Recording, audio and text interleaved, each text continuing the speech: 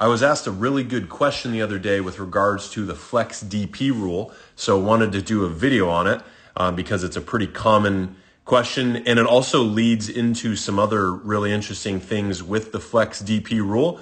So we'll get right into that with the app here and show you a visual of how that all works. But first, what was the question? The question was, I was asked if your flex can run for the DP if you've already ran for the DP with somebody off of the bench. So let's get right into it and show you what that means and also some other interesting implications that come along with that. So we're going to use the app here. We're going to use mock lineup just so we don't need to type people in. Here's our fake mock lineup, made up names. We got the DP in the 7 spot, as you can see here. And so we have a flex as well. Flex is always in the 10 spot. Positions don't matter here for this video. And then we've got 4 bench players. So we'll go ahead and proceed with this lineup. So here we go, 1 through 10, DP in the 7 spot, and here's our bench. So what we're gonna do is, let's say, our DP here, Weiss, gets on base, and we're gonna run for her. So we're gonna go up to the substitution bar. Let's go with Blake Martinez, our first bench player. So we'll go to bench substitutions. Blake Martinez into the 7 spot for Casey Weiss. So that's going to sub our DP out 1 time. So that's why Weiss can re-enter still in the 7 spot because DP has just come out of the game once, okay? So now you'll see in the 7 spot, there's Blake Martinez. Obviously, Carver still in the flex. That doesn't change anything with the flex.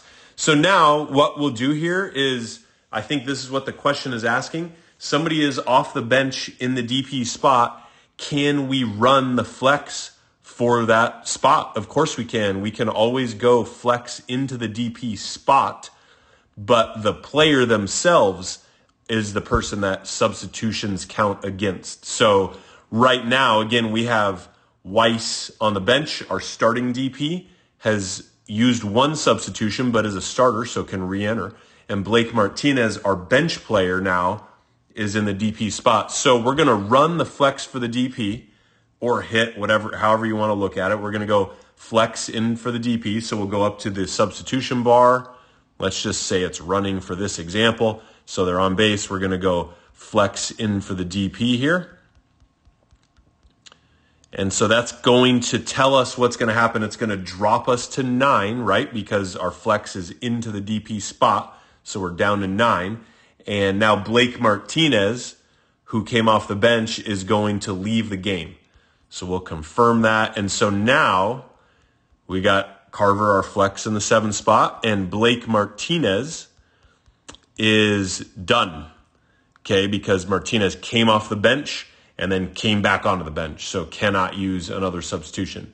Now, Casey Weiss, though, can still enter into the 7 spot. So what we can do, if we click re-enter on Weiss, Weiss can only re-enter into the 7 spot. So that would then just automatically put Carver back into the flex. We're basically reversing it. We're saying, hey, umpire, I want my flex to go back into the 10 spot, back into just the flex spot, not hitting for the DP anymore. I want to go back to 10.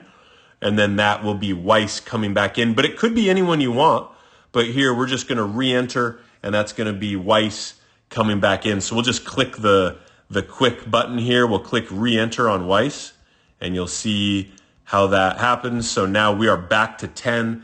Weiss, our initial DP, is back in the 7 spot. Carver is back in the flex. Carver has not used a substitution, so Weiss has, remember. Weiss came out of the game, came back in. Carver just went from the flex to the DP, back into the flex spot, so has not used a substitution, okay? So now if we were to sub Weiss out 1 more time, let's go ahead and do that. So let's just go with Drew Thompson here, our next bench player. We'll go to bench substitutions, Drew Thompson in for the 7 spot, Casey Weiss. Now, so there's Thompson in the 7 spot. Now you'll see Weiss is done, because Weiss has used all of her available subs as a starter.